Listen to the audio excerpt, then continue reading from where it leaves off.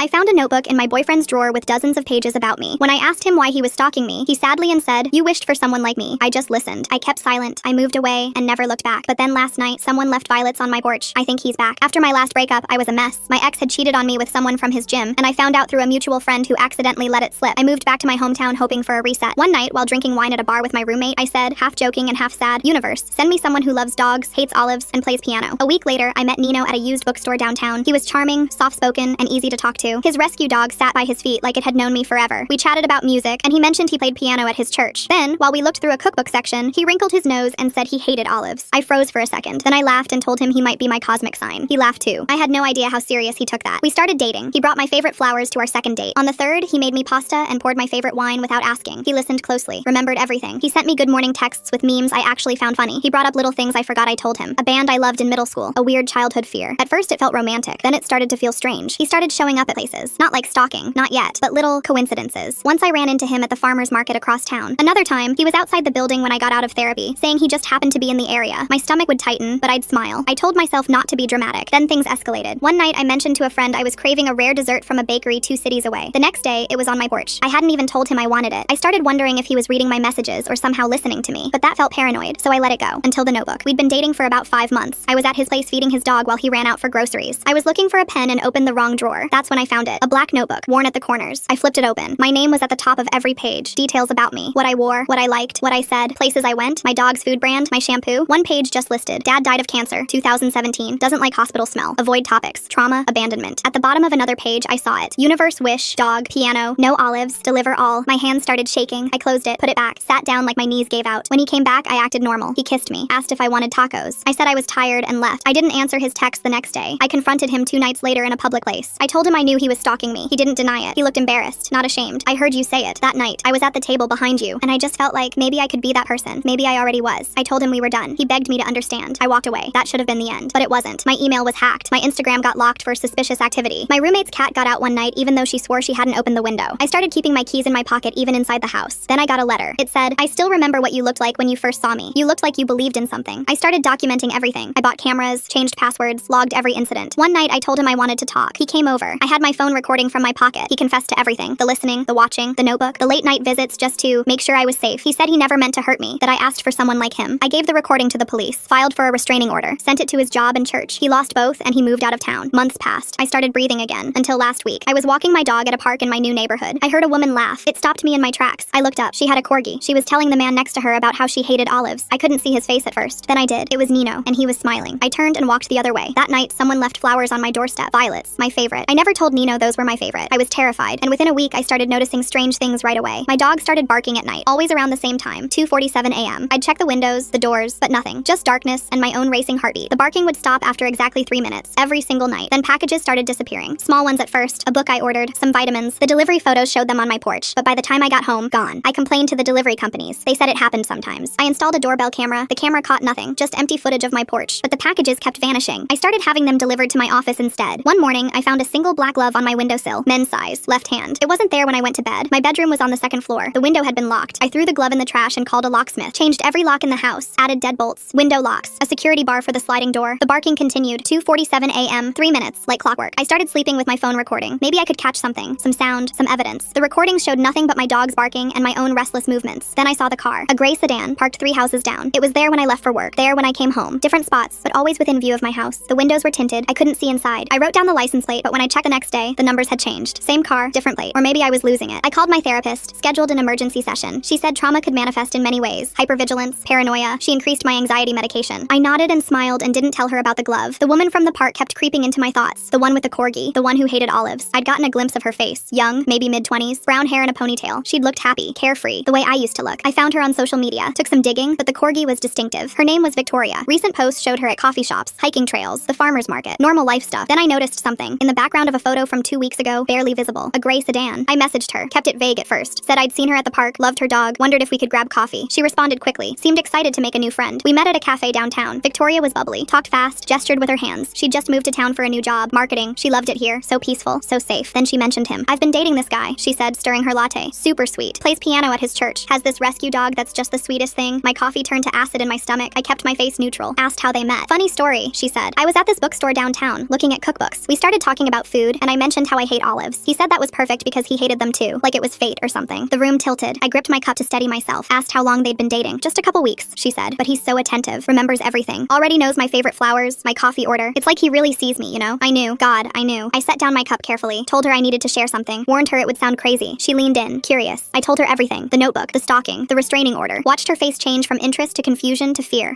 She started, stopped, pulled out her phone. That's why I blocked his number. My heart stopped. You already blocked him? Yesterday, she said. He knew things I never told him. My mom's maiden name, where I went to elementary school. He said he Googled me, but it was more than that. He knew what I ordered at restaurants before I told him. Knew I was thinking about getting a cat. I never told him that. I only mentioned it to my sister on the phone. We sat in silence. The coffee shop noise faded to white static. I asked if she'd noticed anything else. Cars following her, missing items, strange occurrences. My spare key, she said slowly. I keep it under a fake rock. It was in the wrong spot last week. I thought I was being forgetful. I told her to change her locks, get cameras, document everything, give her the number for my lawyer, the police detective who'd handled my case. She nodded, taking notes on her phone. Her hands shook slightly. The notebook, she said suddenly. Did he have one for me too? I didn't know. Probably. The thought made me sick. We left together, walked to our cars. I watched her drive away, checking her mirrors constantly. The gray sedan wasn't there. Small mercy. That night, the barking started at 2:46 a.m., 1 minute early. I lay still, listening. 3 minutes passed, 4, 5. The dog wouldn't stop. I grabbed a flashlight, crept to the window, saw nothing. The barking continued. Then I saw it. A shadow by the fence, moving. I called 911, stayed on the line, described what I saw. They sent a patrol car. The shadow vanished. The barking stopped. The officers found nothing. Suggested it might have been a raccoon. I didn't argue. The next morning, another glove. Right hand this time. Same windowsill. I bagged it this time. Evidence. The locksmith came back. Installed window alarms. Motion sensors. I was turning my home into a fortress. Victoria texted me. Her spare key was missing entirely now. She'd changed the locks, but items in her apartment had been moved. A photo frame turned slightly. Her coffee mug in the wrong cabinet. Subtle things. Gaslighting things. I drove to her apartment. Helped her install cameras. We went through her devices, checking for tracking apps. Spyware. Found nothing obvious. I gave her a new phone number to use. Told her to vary her routines. Take different routes. Shop at different stores. This is insane, she said. How is he doing this? I didn't know, but I was going to find out. I started my own investigation. Drove by his old apartment. The one I'd been to during our relationship. It was empty. For rent sign in the window. I called the landlord. Pretended to be interested. He'd moved out 2 months ago. No forwarding address. I checked his old church. They hadn't seen him since he'd been let go. His job was the same story. No one knew where he'd gone. It was like he'd vanished. Except he hadn't. He was here, watching, waiting. The pieces started forming a pattern. He wasn't just stalking. He was studying. Learning routines, preferences, fears, building his notebooks, creating profiles. Then he'd appear. The perfect match. Everything his target had wished for. Until they realized the truth. I wondered how many others there had been. How many notebooks. How many women who'd made idle wishes in bars or coffee shops or parks, only to have them twisted into nightmares. Victoria and I started meeting regularly. Safety in numbers. We compared notes, shared updates. The gloves kept appearing. Always in pairs. Left, then right. Like he was leaving pieces of himself behind. Marking territory. Then Victoria found something. A receipt in her mailbox. Not mailed, just placed there. For a storage unit across town. The date was recent. The name on it was smudged, but we could make out the unit number. We sat in my car outside the storage facility, debating. We should call the police. But what would we say? We found a receipt? They'd need a warrant. Probable cause. We had neither. We could just look, Victoria said. See if it's even his. It was a terrible idea. We both knew it. We went anyway. The facility was the kind with outdoor units. Rows of orange doors under flickering lights. Unit 47 was in the back corner. The lock was a combination type. I tried his birthday. Nothing. Victoria tried the date we'd met. Nothing. Then I remembered. The notebook. The way he'd written dates. Month, day, year, backwards. I tried my birthday in that format. The lock clicked open. Inside was worse than I'd imagined. Boxes lined the walls, each one labeled with a name. Sarah, Jessica, Amanda, Rachel, at least a dozen. I found mine. Pulled it down with shaking hands. Inside the box were photographs, hundreds of them. Me at the grocery store, walking my dog, through my bedroom window. Some dated back to before we'd even officially met. There were printouts of my social media posts, screenshots of text conversations with friends, receipts from places I'd been. A whole life documented without my knowledge. Victoria opened another box. Her hands trembled as she pulled out similar items. Photos of her at work, at her gym, even one through her bathroom window with a curtain slightly open. She dropped everything back in the box and stepped away. We need to leave, I said. But Victoria was already opening another box. This one belonged to someone named McCatherine. The photos were older, grainier. There was a newspaper clipping. Missing person report. My blood went cold. We heard footsteps outside. Victoria grabbed my arm. We stood frozen, barely breathing. The footsteps passed. Just someone going to their unit. We quickly photographed everything we could with our phones, then carefully put the boxes back. Made sure nothing looked disturbed. Back in the car, Victoria was shaking. That woman, McCatherine. What if she didn't just disappear? What if he... I didn't let her finish. Couldn't let her finish. We drove straight to the police station. This time we had evidence. Real evidence. The detective who'd handled my case wasn't there, but another officer took our statement, looked at our photos, said they'd investigate. 3 days passed. Nothing from the police. Victoria stayed at my place. We took turns sleeping, watching. The dog still barked at 2:47 a.m. The gray sedan appeared and disappeared like a ghost. Then Victoria's apartment was broken into. Nothing stolen, but everything was slightly wrong. Furniture moved inches from where it had been. Clothes rearranged in her closet. Food in her refrigerator reorganized. The cameras showed nothing. They'd been disabled somehow. The footage corrupted. We went back to check the storage unit. The lock had been changed. Our evidence meant nothing without access. The police said they were working on getting a warrant, but these things took time. Time we didn't have. I started researching the missing woman, McCatherine. Found old social media profiles. She'd lived 2 towns over, worked at a library, had a cat. In one of her last posts, she'd mentioned meeting someone new, someone perfect, someone who loved cats, hated spicy food, and collected vintage books, just like she'd wished for. The pattern was clear now. He found women at vulnerable moments, listened to their wishes, their dreams, then became exactly that, until until they discovered the truth. And then what? Most seemed to just disappear from his life, traumatized but alive. But McCatherine. Victoria found more names online. Women who'd filed restraining orders against men who matched Nino's description. Different names he'd used. Different cities. Always the same pattern. We created a spreadsheet. Tracked dates, locations, outcomes. The evidence was overwhelming, but scattered. No one had connected the dots before. My phone rang at 3 a.m. unknown number. I almost didn't answer, but something made me pick up. You're not supposed to be doing this. His voice was calm, almost sad. You're ruining everything. I put him on speaker. Victoria started recording with her phone. Where's McCatherine? I asked. Silence. Then, she didn't understand. None of you understand. I give you exactly what you want. I become perfect for you, and you throw it away. You're not perfect. You're sick. I'm what you asked for. His voice hardened. You wished for me. All of you wished for me. I just listened. The line went dead. We'd gotten his confession about McCatherine, sort of, but was it enough? The next morning, I woke to find Victoria gone. Her car was still outside, her phone on the kitchen counter, but she was nowhere. I called the police immediately. They said she had to be missing for 24 hours. I screamed at them about the pattern, the danger. They said they'd send someone to check her apartment. I couldn't wait. I drove to every place I thought she might be. The coffee shop, her office, the park where she walked her dog, nothing. As I drove, I noticed the gray sedan following me, not even trying to hide anymore. I pulled into a parking lot, got out, walked straight to the sedan, banged on the window. Where is she? The window rolled down. It wasn't Nino. It was a woman I'd never seen before. Blonde hair, nervous eyes. He said you'd come, she said. He wants to trade you for her. My mind raced. Another victim? An accomplice? I couldn't tell. Who are you? Benji. I mean, that's what he calls me. My real name is. She paused. It doesn't matter. I've been with him for 2 years. I thought I was special, the only one. But then he started talking about you, how you were the one who got away, how he needed to fix things. 2 years. While I'd been rebuilding my life, he'd been with someone else, playing the same game. Where is Victoria? Safe, for now, but you need to come. Alone. No police. She handed me an address. 1 hour. I should have called the police. Should have been smart. But Victoria was in danger because of me, because I'd warned her, because I'd tried to help. The address led to an old house on the outskirts of town, isolated, the kind of place where screams wouldn't be heard. I parked down the road, texted the address to 3 friends with instructions to call police if I didn't check in within an hour. The front door was open. I walked in slowly. The house smelled musty, abandoned, but there were fresh footprints in the dust. Down here, his voice came from below, the basement. I found the stairs. Each step creaked under my weight. At the bottom, a single bulb lit the space. Victoria was tied to a chair, tape over her mouth, but her eyes were alert, angry, alive. Nino stood beside her. He looked different, thinner, hollow-eyed. The charming man from the bookstore was gone. Let her go, I said. This is between us. Is it? He pulled out a notebook. Not black this time. Red. Do you know what this is? It's my first one. From before I learned to be careful, before I learned to listen properly. He opened it. The pages were filled with drawings, crude, childish drawings of a woman, notes in messy handwriting. Mom left when I was 7, said she wished she'd never had me, so I wished she'd come back, wished I could be what she wanted, better, perfect. I kept my face neutral, but inside I was calculating, the distance between us, the rope around Victoria's wrists, the stairs behind me. She never came back, he continued. But I learned something. People always tell you what they want. You just have to listen, really listen, and then give it to them. That's not love, I said. That's manipulation. His face twisted. It's giving people what they ask for, what they dream about. How is that wrong? I took a step closer. Because it's not real. You can't build a relationship on lies. Lies? He laughed. It was an ugly sound. I became everything you wanted. I studied you, learned you, devoted myself to being perfect for you, and you called the police, had me fired, ruined my life. Another step. You ruined your own life. You chose to stalk me, to violate my privacy, to hurt people. Hurt people? He grabbed Victoria's hair, yanked her head back. She made a muffled sound of pain. I've never hurt anyone, unlike you. I heard footsteps upstairs. Quiet, careful footsteps. The woman from the car? Police? I needed to keep him talking. What about McCatherine? His hand stilled. She left. They all leave. Even when I'm perfect, they leave. Where did she go? Away. His voice was distant now. She said she was going away. Said I scared her. How could I scare her? I was everything she wanted. The footsteps were on the stairs now. Nino heard them too. His head snapped up. You called them. Not a question. An accusation. Number. But maybe your girlfriend did. Benji? Maybe she's tired of sharing you with your obsessions. His face went pale. He moved toward the stairs, leaving Victoria. I rushed to her, working at the knots. They were tight, but badly tied. Rushed. You don't understand, he was saying to someone on the stairs. This isn't what it looks like. Benji appeared, but she wasn't alone. 2 police officers flanked her. She'd been wearing a wire, playing along to catch him. I understand perfectly, she said. I've understood for months. Finding the storage unit was the last straw. Nino backed away, looked between her and me. You planned this, together. No, I said, finally freeing Victoria's hands. We've never met before today, but apparently we both got tired of your games. The police moved in. Nino didn't resist. He just looked, confused, like he couldn't understand how his perfect plan had failed. As they led him up the stairs, he turned back. I just wanted to be loved, to be what someone wished for. That's the thing, I said. Real love doesn't come from wishes. It comes from truth. The next hours were a blur. Statements, evidence. Benji had been documenting everything for months, building a case. She'd found the storage unit first, contacted the police. When they'd been slow to act, she'd reached out to his other victims, found me, decided to force his hand. Victoria was okay. Shaken, angry, but okay. She'd been grabbed from my backyard while letting the dog out. He'd been watching, waiting for an opportunity. The storage unit revealed more than we'd initially seen. Journals going back years, dozens of women. Most had simply disappeared from his life when they discovered the truth. But 3, including McCatherine, were listed as failed projects. Their boxes contained more than photos. They contained detailed plans. For what, we'd never know. The police found no bodies, no evidence of violence beyond the stalking. McCatherine was located a month later, alive. She'd changed her name, moved across the country, started over. She'd been running for 3 years, convinced he'd find her. The relief in her voice when she learned he'd been arrested was heartbreaking. Benji turned out to be named Catherine. She'd met him the same way we all had. A casual wish in a public place. He'd appeared like magic, perfect in every way, but she'd been too desperate, too lonely to question it, until she'd found the storage unit and realized she was just one in a long line. The trial was straightforward. With multiple victims, documented evidence, and his own recorded confessions, conviction was certain. He was sentenced to 15 years, with mandatory psychiatric treatment. During the sentencing, he still seemed confused, still insisted he'd only wanted to make people happy. Victoria and I stayed in touch. Trauma bonds are strange but strong. We started a support group for stalking victims, shared our story online. The response was overwhelming. So many women with similar experiences. Not all with the same person, but the same pattern. The same violation disguised as romance. I still have trust issues. Still check my locks twice. Still wake up sometimes at 2:47 a.m. expecting to hear barking, but I'm healing. Learning to trust my instincts again. Learning that real love doesn't require someone to study you like a subject. It requires them to know you as a person. Sometimes I think about that night in the bar, the wish I made, how different things might have been if I'd just gone home instead. But then I remember all the women who came forward because of our story, who found the courage to report their own stalkers, who learned to recognize the red flags. Maybe everything happened exactly as it needed to. Maybe my wish was answered after all, just not in the way I expected. I adopted a second dog last month, a rescue who barks at strangers and doesn't trust easily. We understand each other. We're both learning that not everyone who seems perfect is dangerous. That real safety comes from trusting yourself, not from locked doors and security cameras. Victoria met someone new recently, a coworker who took 6 months to ask her out because he was too shy, who sometimes forgets her coffee order and definitely doesn't know her mother's maiden name. She says it's refreshing. I understand completely. The universe doesn't owe us perfect people. It owes us real ones. People who see us as we are, not as puzzles to solve or wishes to fulfill. People who love us despite our imperfections, not because they've studied how to manipulate them. I still hate olives, still love dogs, still appreciate piano music, but now I know that finding someone who shares those things isn't magic. It's just life. And life is messier, harder, and ultimately better than any wish could ever be. The storage facility was demolished last year. Something about structural issues. I drove by when they were tearing it down, watched those orange doors crumble. It felt like closure, like finally ending a chapter that had gone on too long. But the real closure came later. A message from McCatherine. She'd gotten married, had a baby, named her Hope. She sent a photo. A normal, happy family photo. No shadows in the background. No hidden meanings. Just life. Moving forward. That's what we all do in the end. We move forward. We heal. We learn. We share our stories not as warnings, but as reminders. That we deserve love that doesn't require surveillance. That wanting someone isn't the same as studying them. That real connection can't be manufactured from wishes and notebooks. The prosecutor called me 3 weeks before the trial. Said they needed my testimony to be rock solid. I spent hours going over every detail, every date, every incident. Victoria did the same. Catherine too. We were building an airtight case, but Nino had a new lawyer. Some hotshot who specialized in stalking cases. Started filing motions to suppress evidence. Claimed the storage unit search was illegal. That we'd broken in without permission. The prosecutor assured us it wouldn't stick, but I could see the worry in her eyes. Victoria moved in with me temporarily. Neither of us felt safe alone anymore. We installed more cameras, changed our routines daily, kept pepper spray within reach. The restraining order was just paper. We both knew that. Then the letters started again. Not from Nino this time. From women we'd never heard of. They'd seen our story online, recognized the pattern. One from Oregon, another from Florida, a third from Canada, all with the same story. A man who appeared after they'd made a wish, who knew everything about them, who turned dangerous when rejected. I created a private online group. Within a week, we had 17 members. Within a month, 43. The stories were eerily similar. Different names, same methods. We started mapping locations, dates, patterns. Some overlapped with times Nino was supposedly with other victims. He couldn't have been in 2 places at once. Catherine messaged me privately one night, said she'd found something in his old laptop. She'd kept it after he was arrested, hidden it from police. Wasn't sure why. Maybe insurance, maybe fear. She wanted to meet in person. We met at a diner 2 towns over. She looked exhausted, thinner than when I'd first seen her in the car. She slid the laptop across the table. There's more than one, she said quietly. He has a mentor, maybe more than one. They share techniques, trade information, like a network. My hands trembled as I opened the laptop, password protected, but Catherine had figured it out. His mother's name backwards. Inside were encrypted folders, chat logs, forums, a whole hidden world of men who studied women like specimens, who competed to see who could create the most perfect persona, who shared their successes. Nino wasn't even his real name. It was Nathan. He'd chosen Nino because some guide said Italian names seemed more romantic. Every detail calculated, every gesture planned. I photographed everything, sent copies to the prosecutor, the FBI cybercrime unit, journalists. This was bigger than just one man. It was systematic, organized. The trial date approached. Nino's lawyer kept filing delays, procedural issues, missing paperwork, anything to buy time. Meanwhile, more women joined our group. More stories emerged. The FBI started a formal investigation. 2 nights before I was supposed to testify, my dog started barking again, 2:47 a.m. But this time, I was ready. I grabbed my phone, my pepper spray, crept to the window. Saw a figure by the fence, not hiding, just standing there, watching. I called 911, kept them on the line. The figure didn't move, just stood there as sirens approached. When the police arrived, he raised his hands, let them arrest him without resistance. It wasn't Nino. It was someone I'd never seen before. Young, maybe early 20s. They found a notebook in his pocket. My name on the cover. Pages of observations. He'd been studying me for weeks. Said he'd learned about me from the forums. Wanted to be my perfect match. The prosecutor used it as evidence of the network's danger. The judge finally denied all of Nino's delay tactics. Trial would proceed as scheduled. I testified for 3 hours. Walked through every incident, every violation, every moment of fear. Nino watched me the whole time. Not with anger, with confusion, like he still didn't understand what he'd done wrong. His lawyer tried to paint me as paranoid. Suggested I'd misinterpreted romantic gestures. But then Victoria testified, then Catherine, then 3 other women who'd flown in to share their stories. The pattern was undeniable. The FBI agent testified about the forums, the network, the guides on how to stalk without getting caught, how to gaslight effectively, how to make women doubt their own instincts. Nino's laptop had been a gold mine of evidence. The jury deliberated for less than 2 hours. Guilty on all counts. Stalking, harassment, breaking and entering, cybercrimes. The judge gave him the maximum sentence, 15 years. Mandatory psychiatric treatment. No possibility of early release. Nino stood as they read the verdict, turned to look at me, mouthed something I couldn't make out. Then they led him away. Outside the courthouse, reporters waited. I'd prepared a statement with the prosecutor, but when the microphones turned to me, I forgot every word. I just said what came to mind. Trust your instincts. If something feels wrong, it probably is. is. Don't let anyone make you doubt yourself. The story went viral, not just locally, nationally. The FBI hotline received thousands of calls. Women who'd experienced similar situations, who'd been told they were overreacting, who'd been made to feel crazy for being afraid. 6 months later, they arrested 12 more men connected to the network. The forums were shut down. New legislation was proposed to strengthen stalking laws, to take online harassment more seriously, to protect victims before tragedy struck. I moved again. New city, new job, new life, but I kept the online support group active. We had over 300 members now. Women helping women, sharing resources, validating each other's experiences. Victoria started dating that shy coworker, sent me photos from their 6-month anniversary dinner. She looked happy, really happy. Not the performed happiness from before, but something genuine. Catherine went back to school, psychology major, said she wanted to understand how she'd missed the signs, how to help others avoid the same trap. We talked sometimes, compared notes, tried to make sense of it all. The young man who'd been arrested outside my house was sentenced to probation and mandatory therapy. During his allocution, he broke down, said he'd been lonely, desperate. The forums had made it seem so easy, so foolproof. He apologized, seemed to mean it. I hoped he did. I adopted that second dog, a German Shepherd mix who'd been returned to the shelter 3 times for being too protective. We understood each other, both a little broken, both learning to trust again. My therapist said healing wasn't linear. Some days were harder than others. Some nights I still woke at 2:47 a.m., but it was getting better, slowly. A year after the trial, McCatherine reached out again, invited me to her daughter's first birthday party, said I was part of her story, part of how she'd found the strength to stop running, to build a real life. I went, met her husband, held baby Hope, watched McCatherine blow bubbles in the backyard, saw how her husband looked at her with real love, the kind that didn't need notebooks or surveillance, just patience and understanding. On the drive home, I thought about wishes, how we put them out into the universe, how sometimes the universe listens in ways we don't expect. My wish had brought Nino into my life, but it had also brought Victoria, Catherine, McCatherine, all these women who'd become my friends, my chosen family. The support group organized a conference.